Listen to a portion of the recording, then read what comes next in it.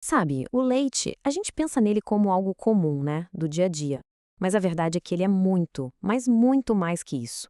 Ao longo da história, ele já foi visto como símbolo de vida, de poder e até de divindade. E para a gente entender o tamanho disso, vamos mergulhar numa história que, sério, literalmente parou o mundo. Parece uma pergunta meio maluca, né?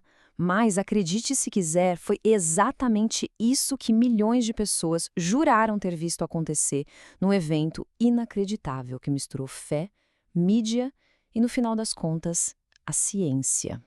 Então, vamos viajar no tempo. A nossa história começa aqui, em Nova Delhi. Imagina a cena: um templo no sul da cidade, um pouquinho antes do amanhecer. Um dia que tinha tudo para ser como qualquer outro, sabe? Mas que estava prestes a se tornar extraordinário. Tudo começou com uma oferenda, uma coisa super comum.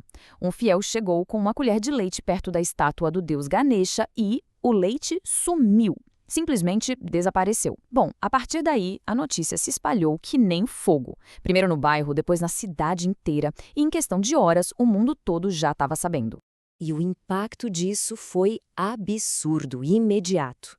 Em um único dia, as vendas de leite em Nova Delhi pularam mais de 30%. As ruas perto dos templos completamente congestionadas. Filas gigantescas de gente querendo ver o tal milagre com os próprios olhos.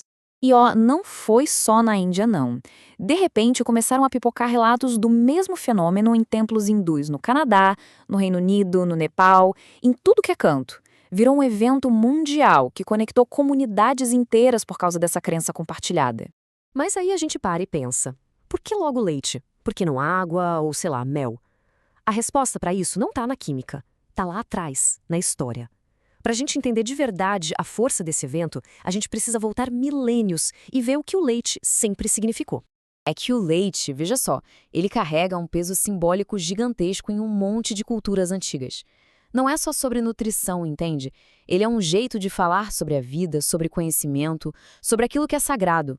E o mais curioso é que os mesmos temas aparecem em vários lugares diferentes. Se a gente pegar textos sagrados da Índia até a Grécia, o leite está sempre ligado à abundância, à fertilidade, mas vai muito além disso. Ele também representa o conhecimento máximo, um tipo de ritual de iniciação para uma nova vida e até a busca pela imortalidade e pela cura.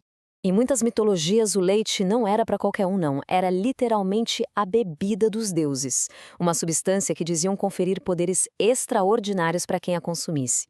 Olha só que interessante essa conexão. Lá no Egito Antigo, o faraó só se tornava uma figura divina depois de ser amamentado pela deusa Ísis. Já na Grécia Antiga, o famoso herói Héracles, ele precisou do leite da deusa Hera para ganhar a imortalidade. Ou seja, nos dois casos, o leite divino era tipo a ponte entre o mundo dos mortais e o dos imortais. E a mitologia grega leva isso para outro nível, explicando até a origem da nossa galáxia com essa história. Basicamente, a deusa Hera estava dormindo. Aí Zeus tentou fazer com que ela amamentasse o Héracles em segredo. Só que ela acordou no susto, empurrou o bebê e as gotas do leite divino dela se espalharam pelo céu, criando o que a gente hoje chama de Via Láctea, que significa literalmente caminho do leite. Essa citação dos textos órficos resume tudo perfeitamente. O leite não era visto como um alimento para o corpo, mas para a alma. Era a promessa de que o mortal poderia se transformar em um deus.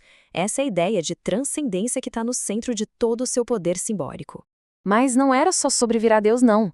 O leite também era considerado uma ferramenta poderosa para a magia e para a cura. Várias civilizações usavam ele em rituais e até como remédio. Vamos ver uns exemplos práticos disso. No Egito, por exemplo, eles usavam o leite de uma mulher que deu à luz um filho, que era uma referência clara à deusa Ísis, como ingrediente para curar queimaduras e doenças. Já os celtas acreditavam que um banho de leite podia curar guerreiros feridos. E na tradição islâmica, a coisa é mais simbólica. Sonhar com leite é um sinal de busca por conhecimento, por ciência. Então, entendendo todo esse peso histórico, fica bem mais fácil compreender a comoção que foi aquele evento de 1995, né? Mas e a ciência? O que ela tinha a dizer sobre o tal milagre? Bom, vamos voltar para nossa história para descobrir. A coisa tomou uma proporção tão gigantesca que o governo teve que entrar na jogada. Uma equipe de cientistas do Ministério de Ciência e Tecnologia da Índia foi chamada para investigar e, claro, achar uma explicação racional para tudo aquilo que estava acontecendo. E a explicação que eles deram se baseia num princípio da física que a gente até conhece bem, a ação capilar. É basicamente a capacidade que um líquido tem de fluir por espaços bem fininhos, sabe? Contra a gravidade, inclusive. É o mesmo fenômeno que faz a água subir pelo caule de uma planta ou ser sugada por um papel toalha. E o experimento que eles fizeram foi simples, mas genial. Eles pegaram o leite e misturaram com corante de comida. Quando ofereceram de novo para a estátua, ficou claro o que acontecia. O leite não estava sendo bebido.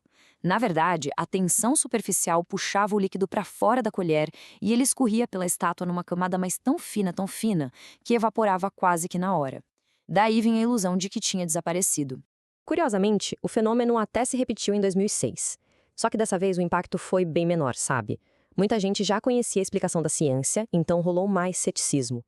Hoje, o evento de 1995 é lembrado como esse caso fascinante, um ponto de encontro entre a crença coletiva e os princípios da física. E no final das contas, talvez as duas visões nem precisem brigar. A ciência explica o como o leite pareceu desaparecer, mas é a história, a mitologia, que explica o porquê. O porquê de um evento como esse, justo com o leite, ter mexido tanto com milhões de pessoas. E fica a reflexão, né? O que revela mais sobre a natureza humana? O milagre em si ou a nossa profunda necessidade de acreditar nele?